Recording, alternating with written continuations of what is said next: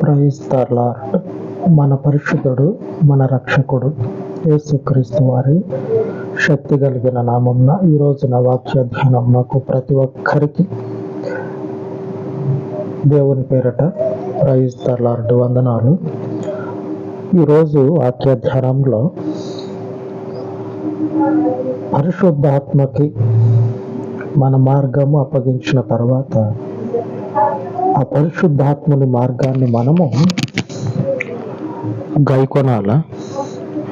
మన జీవితం మనది కాదు, నా ఇష్టం నేను చేస్తా అనేటువంటి ఆలోచనలు అసలే పనికిరావు. నేను చేస్తా నాది అని చెప్పని అనుకోవటానికి లేదు. పరిశుద్ధాత్మని ద్వారా నడిపించబడాలి. ఆ పరిశుద్ధాత్మకి అనుకూలముగా మనం ఉండాలి. ఈ విషయాలను ధ్యానించుకుందాం.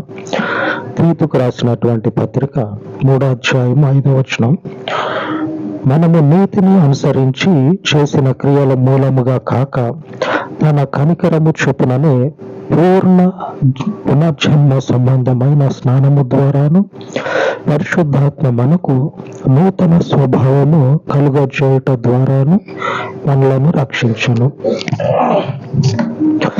దేవునికి స్తోత్రం కలుగును గాక.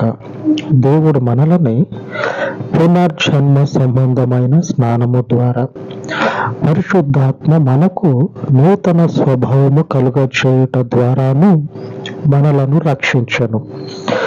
ఈ పునర్జన్మ సంబంధమైనటువంటి జీవితం ఏదైతే ఉన్నదో, ఈ జీవితాన్ని కలిగి ఉన్నప్పుడు పరిశుద్ధాత్మని యొక్క ఆ స్వభావాన్ని మనం అలవర్చుకోవాలి.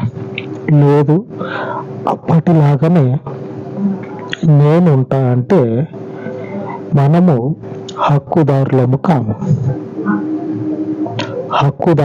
కాము. అలాగనే శత్రువుకి నాశనం కలగజేయటానికి మనము మూలకారకులు వీళ్ళే అని చెప్పేంత సాక్ష్యము మనం పొందుకోలేము.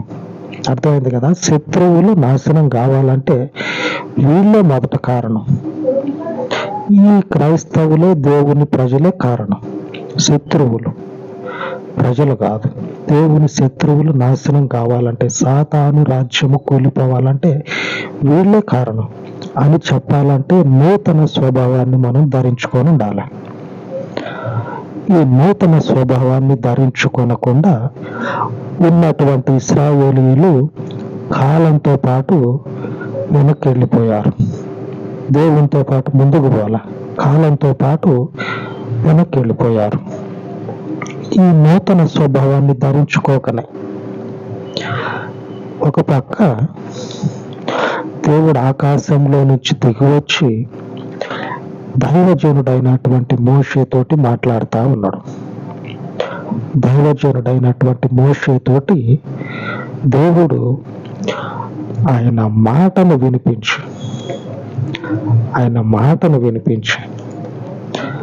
నేను కూడా అనుకుంటా అప్పుడప్పుడు, ఎప్పటికైనా సరే దేవుని మాట వినాల. ఇప్పటిదాకా ఒక దర్శనము చేతనం, దేవుని తలంపు, దేవుని ఆలోచన చేతనం బైబిల్ చదువుకుంటూ ఉంటే బైబిల్లో నుంచి దేవుడు మాట్లాడటం కాదు, కానీ ప్రార్థనలో ఉన్నప్పుడు, ప్రార్థన చేసేటప్పుడు దేవుడు ఆలోచన చెప్పటం. ప్రార్థన అంతా అయిపోయిన తర్వాత దేవుడు ఏం చెప్తాడా అని చెప్పనని మౌనముగా అలా కూర్చుంటే, ధ్యానించుకుంటా దేవుని వాక్యాన్ని, దేవుని శక్తిని ధ్యానించుకుంటా కూర్చుంటే అప్పుడు దేవుడు తలంపునిస్తాడు. ఇది కాదు, రాంగ మీదటికి రోజులు గడిచే కొందికి ఆ మాటను వినాల. నా మాట మీకు ఎట్లా వినపడుతుంది? అట్లాగా దేవుని మాటను వినాల.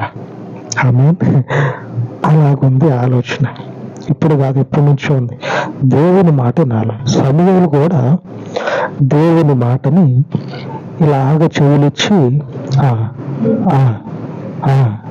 ఇంకా నేను ఇంకా చెప్పు ప్రభు, నీ ప్రజలకు ఏం చెప్పాలి చెప్పు అని ఆయన మాటను విని దేవుని ప్రజలకు చెప్పేటోడు. ఇలాగ దేవుని మాట వినాల, మొదటి నుంచి ఉంది ఆ కోరిక, వినాల. ఇలాగా మోషేతోటి దేవుడు మాట్లాడుతూ ఉంటే ఈ నూతన స్వభావాన్ని ధరించుకునేటువంటి మనుషులు ఎవరైతే దేవుడు లేదు ఏం లేదు, వాళ్ళు పోతే పోని, వాళ్ళు అన్నారు కదా, చప్పట్లు కొట్టుకుంటూ పాటలు పాడుకుంటున్నారు కదా, మనం చూద్దాం. నెట్ ఓపెన్ చేస్తే ఎక్కడేం జరుగుతుంది మొత్తం తెలుస్తుంది.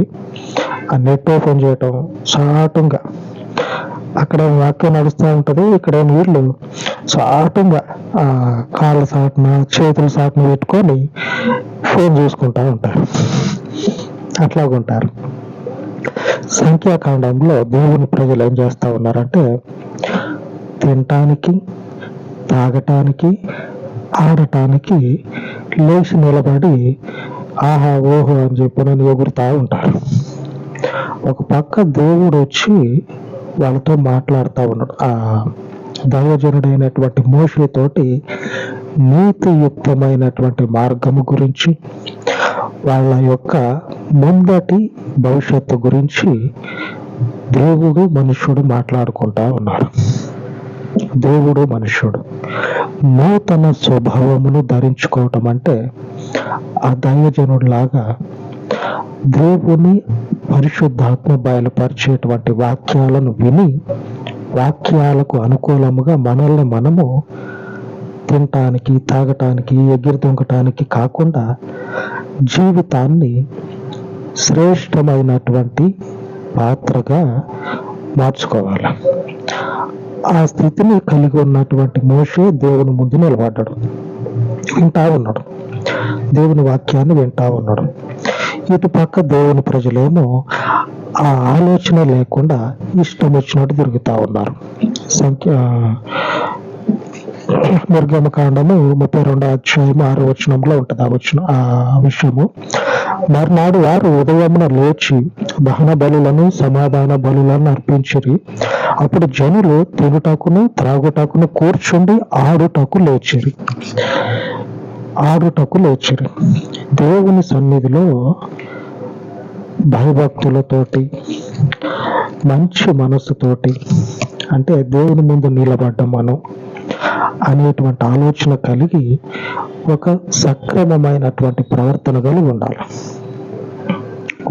నేను కూడా చిన్నప్పుడు చూసా దేవుంది జరిగేటప్పుడు, అంటే మన దేవుడు అయితే కాదు, వేరే దగ్గర వెళ్ళిన దగ్గర చూస్తే అక్కడ కూడా ఇట్లాగనే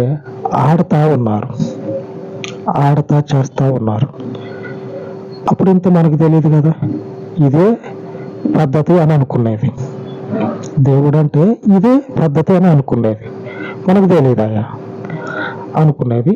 ఆడుతూ ఉన్నారు. ఇప్పుడు కూడా మీరు ఒకసారి మొత్తం చూస్తే, చిత్రాలు చూస్తే, నెట్లో చూస్తే కనపడుతుంది. ఇప్పుడు కూడా ఒక పక్క దేవుని సన్నిధి ఉంటుంది, ఇంకొక పక్క ఆడుతూ ఉంటారు. ఇశ్రాయేలీలు కూడా ఆడటానికి లేచినటువంటి వాళ్ళు ఏమైపోయారంటే దేవుని సన్నిధిలో నుంచి కొట్టివేయబడ్డారు. నూతన స్వభావము ధరించుకోవటానికి సిద్ధముగా ఉన్నటువంటి మోషే ఆ విషయాలన్నిటినీ కూడా ధ్యానిస్తా ఉన్నాడు. దేవుడు చెప్తా ఉంటే మొత్తం నోట్ చేసుకుంటా ఉన్నాడు. నోట్ చేసుకోవటం అంటే దేవుడు చెప్తా ఉన్నాడు, ఆయన వేలితోటి ఆజ్ఞల్ని రాసిస్తా ఉన్నాడు, ఆయన హృదయంలో ముద్రించుకుంటా వింటా ఉన్నాడు. ఇక ఈ నూతన స్వభావం ఏం చేస్తుందంటే దేవుని రాజ్యానికి అటువైపుగా మన ఆత్మలని పవిత్రపరిచి నడిపిస్తూ ఉంటది. ఇలాగ నడిపిస్తూ ఉన్నప్పుడు ఆడటం, తినటం, తాగటం విడిచిపెట్టాలి. అవి పాతవి. లేఖనంలో మొదట చదువుకున్నట్లు పునర్జన్మ సంబంధమైనటువంటి స్నానము ద్వారా పరిశుద్ధాత్మ మనకి బోధించేటువంటి ఆయన కట్టడల ద్వారా మనము నూతన స్వభావాన్ని ధరించుకోవాల్సి ఉన్నది. ఇశ్రాయేలీయులు ఆ స్థితిని కోల్పోతా ఉన్నారు. ధరించుకోవట్ల పరిశుద్ధాత్మకి లోబడి ఆ పరిశుద్ధాత్మని అనుసరించేటువంటి స్థితి వాళ్ళకి లేదు. కాబట్టి ఏం జరిగింది? దేవుడు వాళ్ళని కొట్టివేయటం జరిగింది. సంఖ్యాకాండము 14వ అధ్యాయము 14వ అధ్యాయంలో 34వ వచనంలో ఉంటది. రోసి వేసినట్టు అంటే మిమ్మల్ని తీసేసా నేను, నూతన స్వభావం మీకు లేదు, పరిశుద్ధాత్మ యొక్క నడిపింపు మీకు లేదు, దేవుని పవిత్రతకి మీ ఆత్మలని శరీరాలని సిద్ధపరచుకునేటువంటి హృదయం మీకు లేదు. కాబట్టి రోసి వేసిన మిమ్మల్ని.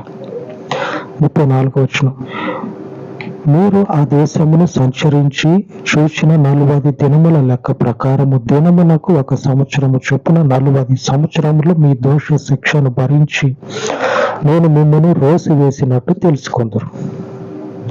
మీరు తెలుసుకుంటారు తొందరలోనే. పరిశుద్ధాత్మకి మిమ్మల్ని మీరు అప్పగించుకోలేదు కాబట్టి తెలుసుకుంటారు. అప్పగించుకుంటే ఆ విషయాన్ని కూడా చూద్దాం. 24వ వచనం, నా సేవకుడైన కాలేబు మంచి మనస్సు కలిగి పూర్ణ మనస్సుతో నన్ను అనుసరించిన హేతువు చేత అతడు పోయిన దేశంలో అతని ప్రవేశపెట్టెదను. ఏ దేశానికైతే మంచి మనస్సుతోటి పరిశుద్ధాత్ముడు అనుగ్రహించేటువంటి నూతన స్వభావము, పునర్జన్మ సంబంధమైనటువంటి బాప్టిస్మము ద్వారా వచ్చేటువంటి ఆ నూతన జీవితాన్ని, పరిశుద్ధాత్ముడు మనకు నేర్పించినటువంటి ఆ నూతన జీవితాన్ని ఎవరైతే ప్రారంభించి అనుసరిస్తూ కలిగి ఉంటారో వాళ్ళు పోయేటువంటి దేశం ఏమై ఉన్నదో పరలోక రాజ్యము, దాంట్లో వాళ్ళని నేను ప్రవేశపెడతా. తప్పించేవాడు ఎవడు ఉండడు. పరిశుద్ధాత్మ దేవుడు నడిపిస్తా ఉంటే ఆయన పడగొట్టే పరిస్థితులు ఎక్కడా ఉండవు. దేవుడు మనల్ని పడవేసేటువంటి పరిస్థితులు ఎక్కడా ఉండవు. ఇశ్రాయేలీయుల ప్రజలు దేవుని మార్గంలోకి వచ్చున్నారు. ఉన్న తర్వాత ఆ ఆత్మకు లోబడినటువంటి విధానాన్ని బట్టి దేవుడు వాళ్ళని 40 సంవత్సరాలు అరణ్యంలోనే సంచరించేటట్టు చేసి చివరికి రోసి వేసినట్లుగా మీరు తెలుసుకుంటారు అని చెప్పనని దేవుని ప్రజలతోటి దేవుడు చెప్తా ఉన్నాడు. ఆ స్థితి ఆయనని అనుసరించేటువంటి మనకి కలగనయ్యాడు. ఎందుకంటే నూతన పరచబడినటువంటి స్వభావము మనము పరిశుద్ధాత్మునికి లోబడటం ద్వారా కలిగి ఉన్నాం కాబట్టి. ఆమేన్. దేవుడు తన వాక్యమును దీవించును గాక. అలాగా ప్రార్థించుకుందాం. పరిశుద్ధుడు అయిన తండ్రి, ఈ ఉదయకాలం నందు మంచి మనసు కలిగి బాప్తిస్మము ద్వారా కలిగినటువంటి ఈ పునర్జన్మ సంబంధమైనటువంటి జీవితమును తండ్రి, పరిశుద్ధాత్మకు అనగా తండ్రి నీకు సంపూర్ణమైనటువంటి ఒప్పుకోలు కలిగి, సంపూర్ణమైనటువంటి నిశ్చయత కలిగి ఈ నీ మార్గమునందు హృదయమును లోపరుచుకొని, శరీరమును లోపరుచుకొని నీ మార్గముల యందు నడుచుటకు పరిశుద్ధాత్ముడు మాకు చూపించే ప్రతి మార్గమునందు కూడా నడుచుటకు మా హృదయములను, ఆత్మలను సిద్ధపరిచి నీ పరిశుద్ధాత్మ యొక్క నడిపింపు అని మాకు తెలిసి వచ్చేటట్లుగా నీ పరలోకపు కార్యములను నీ మందిరంలో ఈ వాక్యములను అనుసరించుచున్న నీ బిడ్డల జీవితాలలో జరిగించి నీవు మహిమను తెచ్చుకొని నీ ప్రజలను నీ మార్గములో బలపరచమని, పరిశుద్ధాత్మని యొక్క నింపుదలను సమృద్ధిగా నీ ప్రజలకు అనుగ్రహించి నీకు మహిమను తెచ్చుకొనమని యేసుక్రీస్తు శక్తి కలిగిన నామమున ప్రార్థించి వేడుకొనుచున్నాను తండ్రి. ఆమేన్, ఆమేన్. దేవుని శాశ్వతమైన కృప ఆయన ప్రజలమైన మనకు తోడయ్యుండును గాక. ఆమేన్, ఆమేన్.